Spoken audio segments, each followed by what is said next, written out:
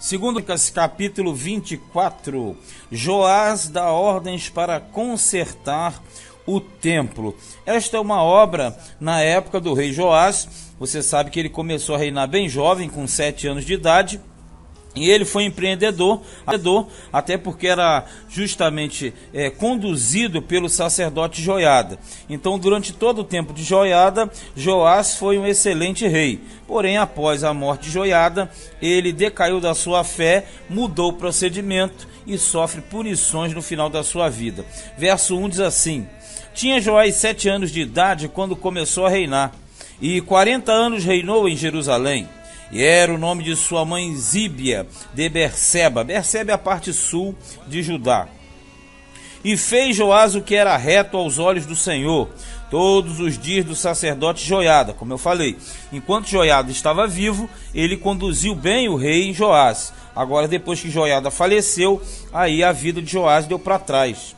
E tomou Joiada para ele 2 mulheres, e gerou filhos e filhas. Porque uma das questões muito importante era a questão da genealogia. Por isso que aqui dá um detalhe bem acentuado de que o Joiada, logo de cara, consegue 2 mulheres para que fossem as geradoras, digamos assim, de filhos e filhas para Joás, para garantir, no caso, a sua descendência, até porque toda a linhagem real anterior tinha sido dizimada pela Atalia.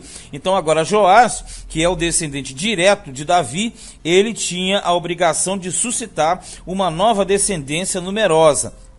É aqui é o que Joiada fez, 2 mulheres para que Joás pudesse ter uma descendência multiplicada. Verso 4. E sucedeu depois disso que veio ao coração de Joás renovar a casa do Senhor, ou seja, renovar o templo, reparar o templo. Ajuntou, pois, os sacerdotes e os levitas e disse-lhes: saí pelas cidades de Judá e ajuntai dinheiro de todo Israel para preparar a casa do vosso Deus, de ano em ano. E vós apressai este negócio. Porém, os levitas não se apressaram. Isso quer dizer o seguinte: o rei deu uma ordem de separar a verba para a reforma do templo. Porém, os levitas não fizeram assim. Por quê? O dinheiro que entrava no fluxo normal do sistema sacerdotal era utilizado nas mesmas coisas que já eram estipuladas. Para isso, o Joás ele vai criar um sistema novo. Olha aqui no 6, ó. E o rei chamou a Joiada, o chefe, e disse-lhe: por que não fizeste inquirição entre os levitas, para que trouxessem de Judá e de Jerusalém a oferta de Moisés, servo do Senhor, e da congregação de Israel, a tenda do testemunho? Porque a questão colocada de Moisés é uma referência a Êxodo 25, porque na construção do tabernáculo, o Moisés ele puxou uma oferta alçada, você deve lembrar, e ali todo Israel contribuiu voluntariamente para a obra e construção do tabernáculo. Então, na verdade, o que ele está questionando aqui é o seguinte: por que os levitas não trouxeram dinheiro da oferta alçada? A resposta é bem clara: porque aquele dinheiro era direcionado ao custeio de todo o sistema sacerdotal, que era o que estava estipulado na lei. Olha no 7. Porque sendo Atalia ímpia, seus filhos arruinaram a casa de Deus, e de todas as coisas sagradas da casa do Senhor empregaram em Baalins. Quer dizer, no período de Atalia, a casa de Deus, o templo, ficou largado. Então o Joás ele quer reparar justamente o templo do Senhor, que ficou largado, e toda a verba que era para o templo foi desviada para os Baalins. Então ele está dizendo: os levitas, o que estão fazendo? Mas na verdade, se o sistema estava precário, o dinheiro também não entrava como era de costume. É isso que se deve entender. E o que entrava não sobrava para desviar para esse sentido. 8. E deu o rei ordem, e fizeram uma arca, e a puseram fora à porta da casa do Senhor. Aí surge uma outra ideia. Qual foi a ideia? Criar uma arca para oferta. Na verdade, é considerado o primeiro gasofilaço da Bíblia. Ali ele cria uma urna, uma arca que não pode ser confundida com a Arca da Aliança, que ficava justamente na entrada do templo, e ali todos que passavam depositavam ofertas para a obra da restauração da casa. E assim se fará desta forma. 9. E publicou-se em Judá e em Jerusalém que trouxessem ao Senhor a oferta que Moisés, o servo de Deus, havia imposto a Israel no deserto, que era a oferta para a restauração do templo, assim como Moisés instaurara a oferta para a construção do tabernáculo. Então todos os príncipes e todo o povo se alegraram e trouxeram a oferta e a lançaram na arca até que acabaram a obra. Então esse dinheiro extra que foi entrando na arca foi utilizado para reparar o templo.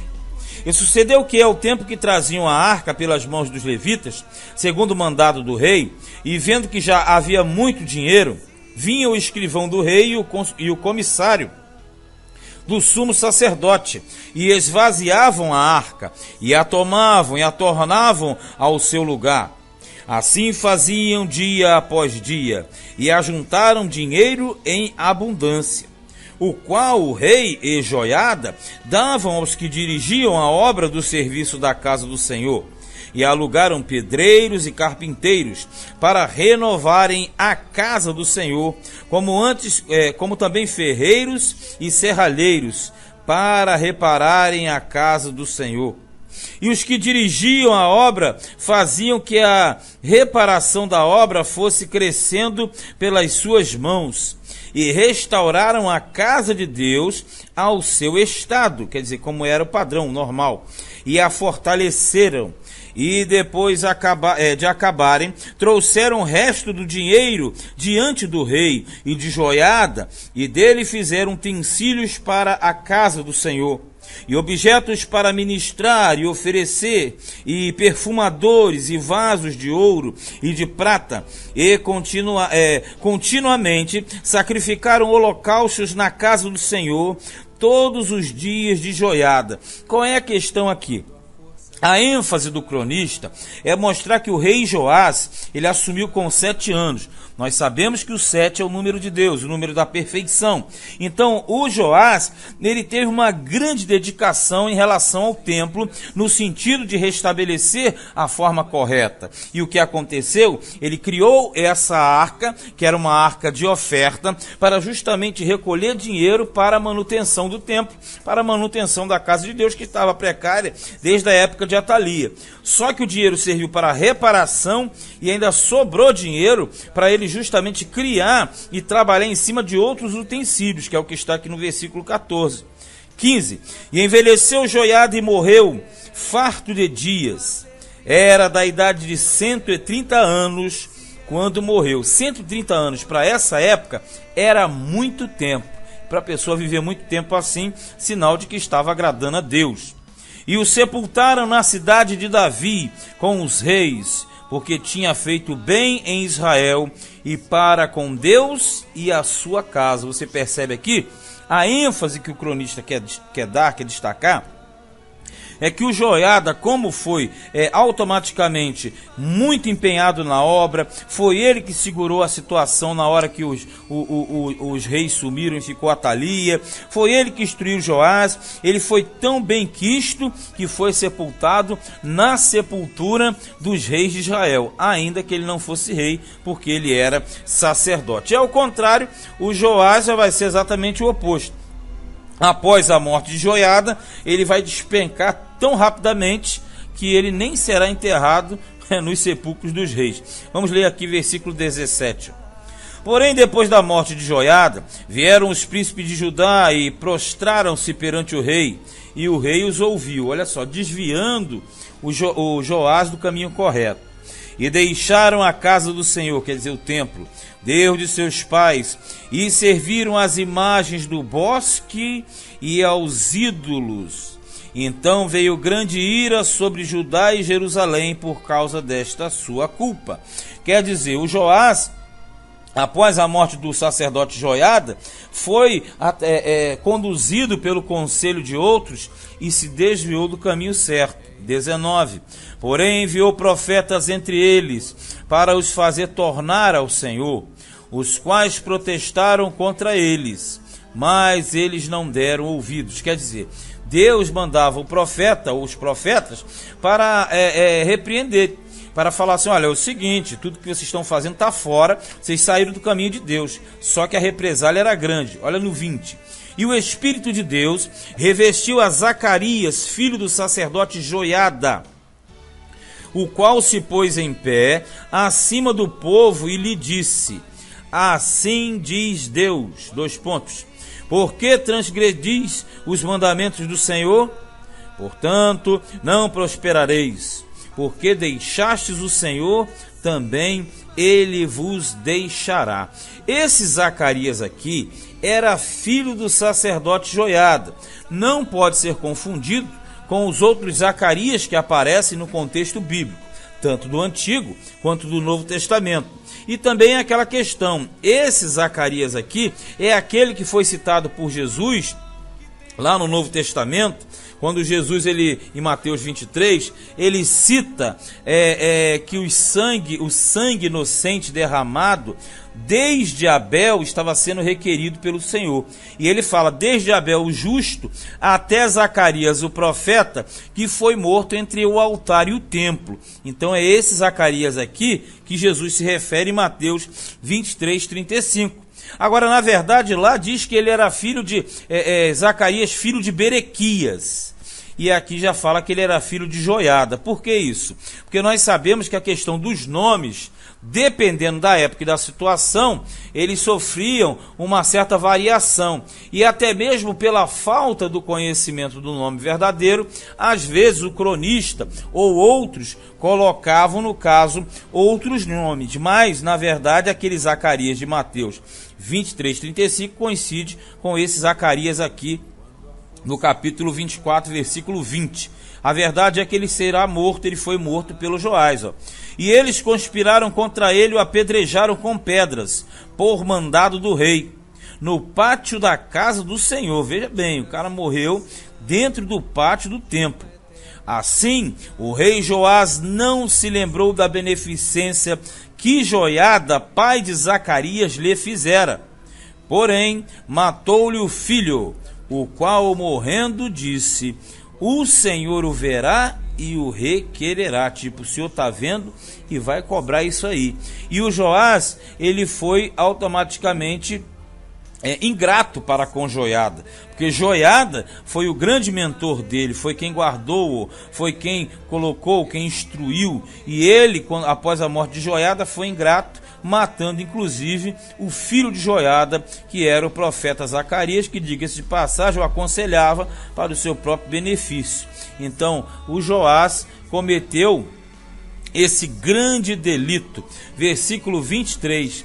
E sucedeu no decurso de 1 ano que o exército da Síria subiu contra ele, e vieram a Judá e a Jerusalém, e destruíram dentre o povo a todos os príncipes do povo, e todo o seu despojo enviaram ao rei de Damasco, quer dizer, o rei da Síria. O rei de Damasco era a capital da Síria, era e é.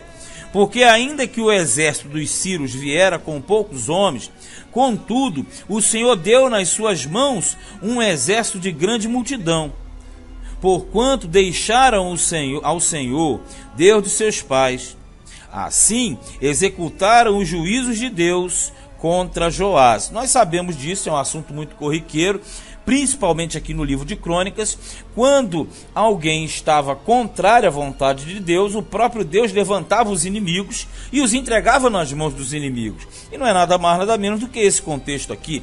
Quando Joás estava trilhando o caminho de Deus, havia paz, tranquilidade, vitórias e bênçãos. Mas à medida que ele transgrediu e foi injusto, foi ingrato, melhor dizendo, para com Joiada, o próprio Deus levantou a Síria como instrumento disciplinador sobre o reino de Judá, sobre Joás. 25. E retirando-se dele, porque em grandes enfermidades o deixaram, seus servos conspiraram contra ele, por causa do sangue do filho do sacerdote Joiada. Era, na verdade, o vingador do sangue, ou os vingadores do sangue, porque se o Zacarias morreu sem culpa, o sangue dele tinha que ser expiado, e assim o fizeram. E o mataram na sua cama, e morreu, e o sepultaram na cidade de Davi, porém não o sepultaram nos sepulcros dos reis. Aí você percebe, o Joás, que era rei, o povo não quis enterrar no sepulcro dos reis.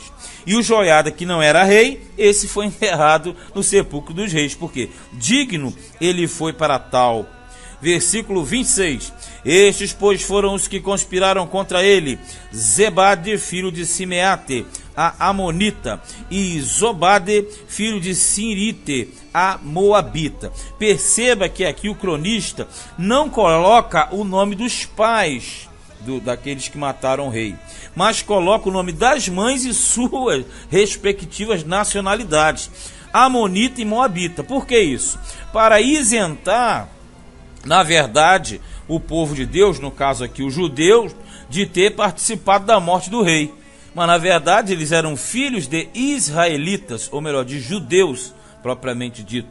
Só que eles tinham mães estrangeiras. Então aqui o autor de Crônicas, e nós já sabemos porquê, ele carrega a mão na mãe estrangeira. Na verdade, para transferir a culpa para aquele que não era da nação de Judá. 27. E quanto a seus filhos, a grandeza do cargo que se lhe impôs, e ao estabelecimento da casa de Deus, quer dizer, tudo que ele fez, o Joás. Eis que está escrito no livro da história dos reis, e nós já lemos no livro dos reis. E Amazias, seu filho, reinou em seu lugar. Você percebe que Joás foi um excelente rei, até a morte de Joiada. Após a morte de Joiada, aí ele já deixou de trilhar o caminho correto e automaticamente sofreu as punições que o próprio Deus derramou sobre o reino de Judá e sobre o rei Joás. Este foi segundo livro de Crônicas, capítulo 24.